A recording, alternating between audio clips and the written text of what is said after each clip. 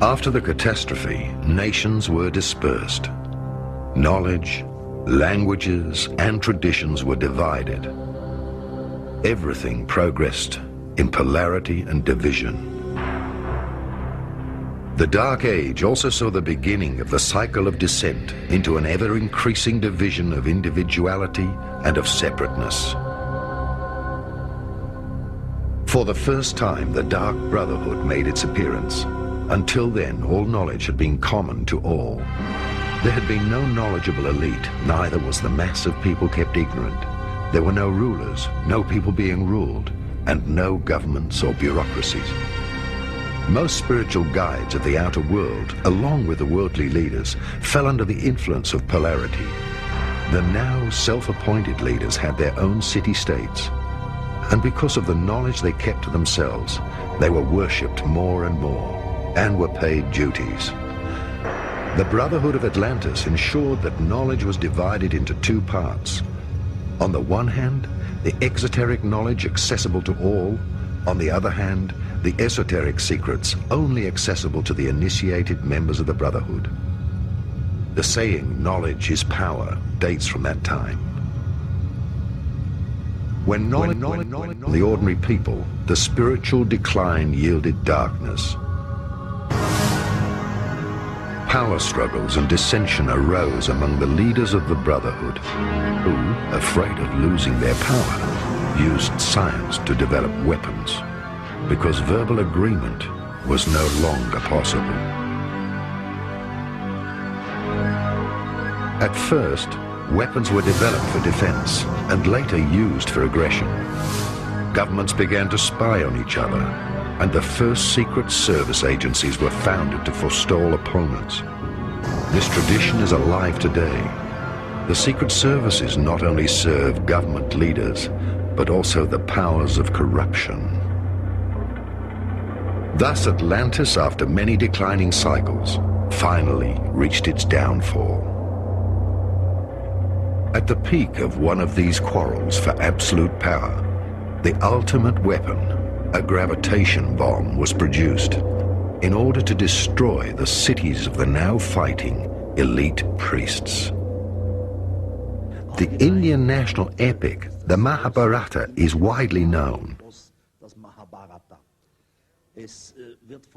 It tells of wars. For example, in the 5th book of the Mahabharata, it tells of a god who was called Gurkha. And this Gurkha has thrown a single lightning bolt onto the threesome city. Then it was described in detail how the elephants stumbled around in circles, their skin hanging off them. They roared. People screamed, birds fell out of the sky, warriors tore off their armor and jumped into the water. It is clearly said that everything was surrounded by a deadly breeze, and even the unborn children in the womb died. And this is a case out of Indian mythology where definitely a bomb had been dropped, because all the symptoms have been described so precisely. Up to the Great Blow, several large cities ruled.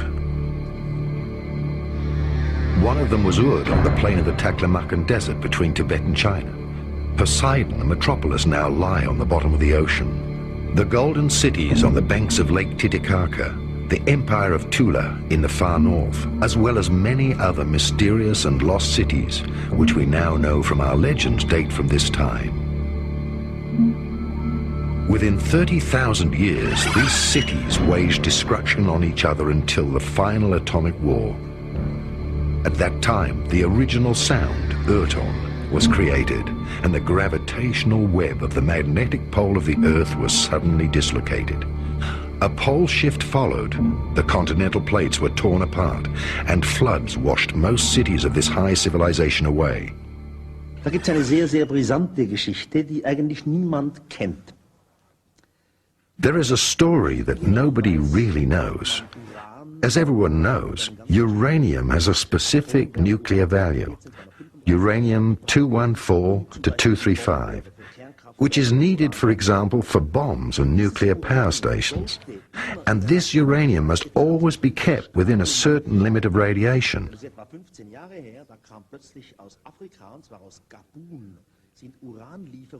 Now, it is 15 years ago that suddenly from Africa, a place in Katoon, uranium shipments arrived, which had much higher radiation and a totally different radiation level than what it should have had. As a result, many physicists under the leadership of the UNO went to Katoon, to this particular mine where the uranium came from. What did they find? It's hard to believe. A huge depot of obviously melted uranium elements. The UNO published 2 big books about it.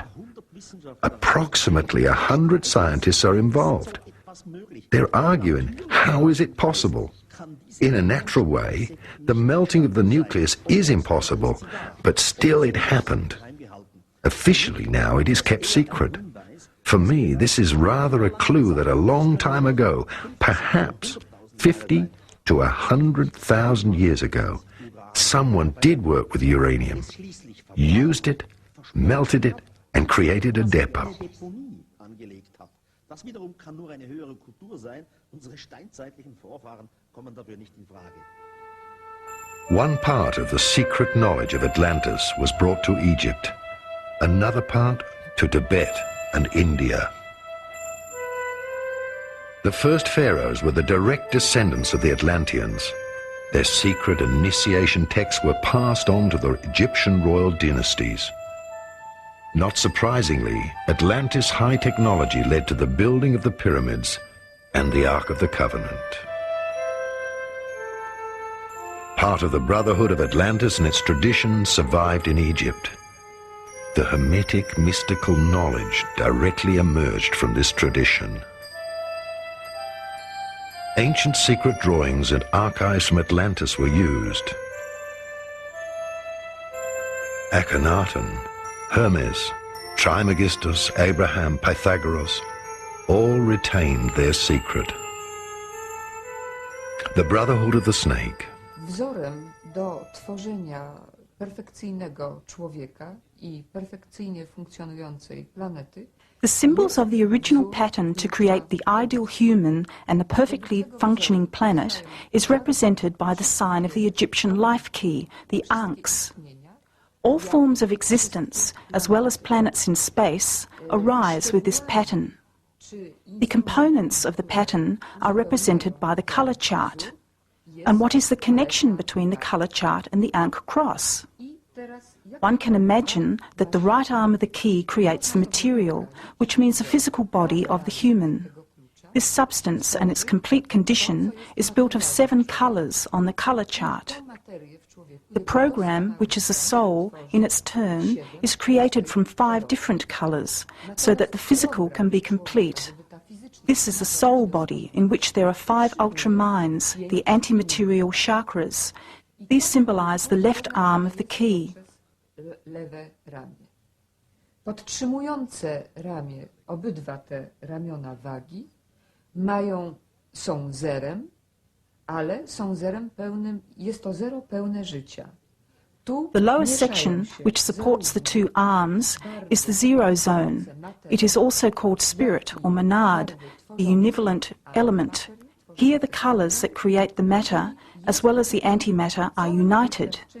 Here all experiences are stored, those of the physical body in the positive arm, as well as those of the soul in the negative arm. These are the areas of energy that occur throughout incarnations. So one can say that the zero zone is pulsing with life. The 4th element, the ring of life keys, represents the consciousness, which harmonises the balance of the scales. The consciousness looks after its tools, that is, the physical body, the soul body and the mind body, and is responsible that none of these bodies destroys itself, independently from its life's experiences. Through this practice, the pattern of the life key stays complete with us. This role of consciousness was indispensable, especially on Earth, because here one constantly tries to change the meaning of the 12 colours. Man has constantly tried to manipulate the laws. This, nevertheless, was the price to pay for universalising the body.